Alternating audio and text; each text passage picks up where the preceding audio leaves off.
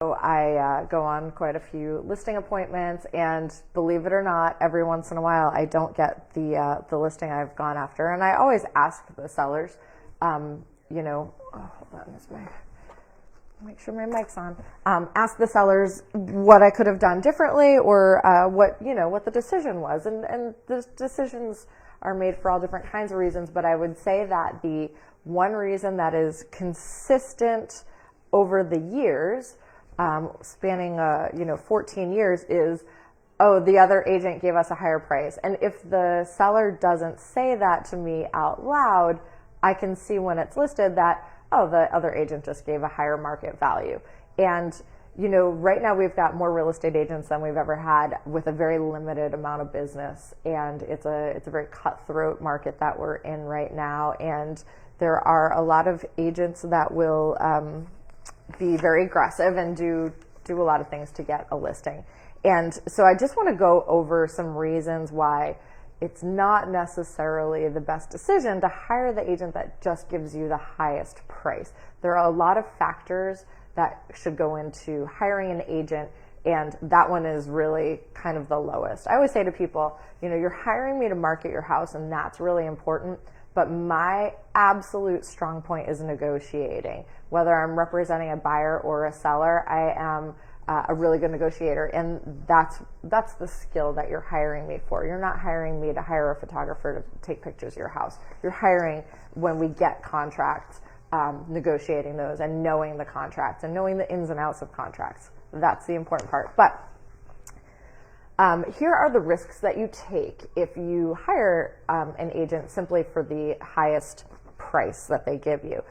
First of all, it can lead to a stale listing.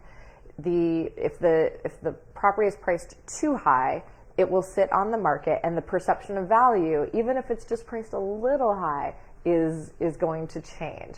People will perceive it as not being as valuable as it is. If you price a little bit under the market or at the market, a market value, CMA should be pretty clear as to what the value is. But if you price it a little bit under, you will get more buyers that are able to see it and bid it up. A limited buyer pool. So buyers typically will look in certain price segments. They're either, depending on what they're pre-approved for, they'll look at $10,000 segments or $20,000 segments. But I know most of my buyers are like, we're looking between $400,000 and $450,000. And if you priced your house at $460,000 or $465,000, you're going to miss out on that buyer pool simply for the criteria mismatch there. Longer time on market. So again, with the perception of value and implications of cost, your house sits on the market a little bit longer, and the perception is that it's not as valuable, or something is wrong with it. I know I just reached out to an agent this week, and I was like, hey, this house has been sitting on the market for 2 months. What's wrong with it? And it very well could have been that, well, the seller just really has their heart set on this price. And so my buyers chose not to see it because it's been sitting on the market for 2 months. Financing issues, so appraisal problems. If you do happen to find somebody that will purchase the house at that higher price, they may be doing so just knowing that the house isn't going to appraise, and then wanting to restructure the contract or the agreement after the appraisal comes back. Something that you don't really think about, I've dealt with this before, is a damaged agent-seller relationship. So when your agent says, hey, I can sell this for $500,000, and the market analysis is coming in around $475,000, and you hire this agent for $500,000, you're going to have some big trust issues when you find out that the house isn't selling for $500,000.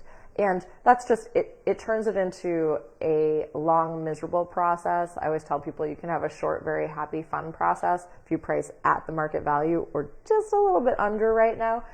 You can have a long, miserable process if you overprice it. At the end of the day, it's going to sell for the same price regardless.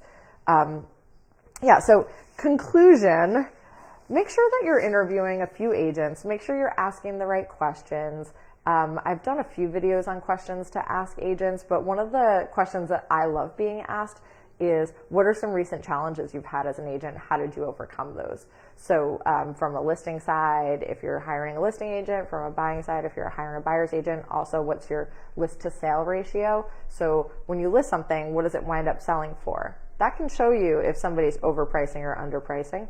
And then if you're hiring a buyer agent, you know, what percentage are you of listing price are you wind up closing at? Or, you know, are all of your buyers paying over asking price for houses, or are you getting them good deals on houses?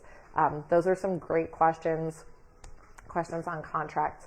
If you've got questions about what questions to ask, feel free to hit me up. I'll be doing some framing today. It's this outfit.